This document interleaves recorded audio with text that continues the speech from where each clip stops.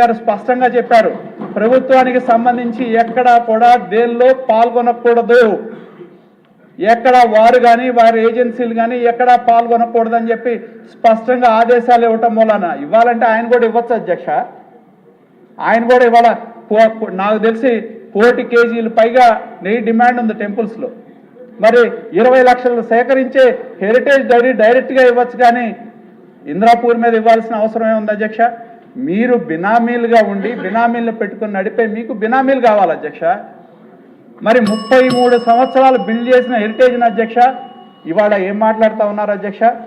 Heritage బ్రాండ్ని దెబ్బతీసే విధంగా గతంలో వాళ్ళ నాన్న రాజశేఖర రెడ్డి ఉన్నప్పుడు ఈ సభలోనే ఒక చర్చ జరిగింది అధ్యక్ష. ఏదైతే అయిపోయింది అధ్యక్ష. నలుగురు సభ్యుల సమయం మీరు ఆల్రెడీ మింగేశారు నరేంద్ర కుమార్ గారు. నేను అధ్యక్ష మీరు సబ్జెక్ట్ మీద మాట్లాడమన్నారు, నేను దాని మీద మాట్లాడాలని ఉంటుంది సార్. అయిపోయింది అధ్యక్ష.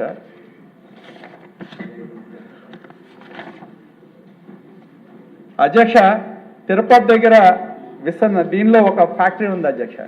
రాజశేఖర రెడ్డి గారు ఉన్నప్పుడు ఆ చుట్టుపక్కల గ్రామాలు ఆ డైరీ నుంచి వచ్చే నీళ్ల వల్ల కలుషితం అవుతున్నాయని ఈ సభలో చర్చ వేస్తే చంద్రబాబు నాయుడు గారు ఈ హౌస్లోనే డిమాండ్ చేశారు, మీరు ఏ ఎంక్వైరీ అయినా వేయండి, నిరూపించండి, నేను దేనికైనా సిద్ధమని చెప్పి. చివరికి నిరూపణ చేసింది లేదు అధ్యక్ష. ఉమ్మడి రాష్ట్రంలో మరి హెరిటేజ్ రాష్ట్ర విభజన సందర్భంగా ఆందోళన జరిగింది సార్. ఒక్క నిమిషం, అయిపోయింది సార్. విభజన జరిగితే కేసీఆర్ గారు ఏం పిలిపించారు అధ్యక్ష? హెరిటేజ్ పాలు తాగద్దన్నారు అధ్యక్ష. ఇవాళ వైకాపా ఏం కుట్ర చేస్తూ ఉంది? సంబంధం లేని ఇంద్రాపూర్ని హెరిటేజ్కి తీసుకొచ్చి కలిపి దాన్ని తీసుకెళ్లి టీటీడీకి కలిపి 33 సంవత్సరాల ఆ కుటుంబం కష్టపడి నిర్మించిన బ్రాండ్ ఇమేజ్ని దెబ్బతీసే కుట్ర వైకాపా నాయకులు చేస్తూ ఉన్నారు అధ్యక్ష. ఇది చాలా దుర్మార్గం అధ్యక్ష. ఎందుకంటే మీలాగా అధికారం ప్రజలు పాలించమని వస్తే ఆ అధికారాన్ని అడ్డం పెట్టుకొని సొంత కంపెనీలకి కావాల్సిన వాళ్ళకి దోచిపెట్టే పాలన మీది. మేం ప్రజల కోసం పనిచేసే నాయకుడు మా నాయకుడు చంద్రబాబు నాయుడు గారు అధ్యక్ష.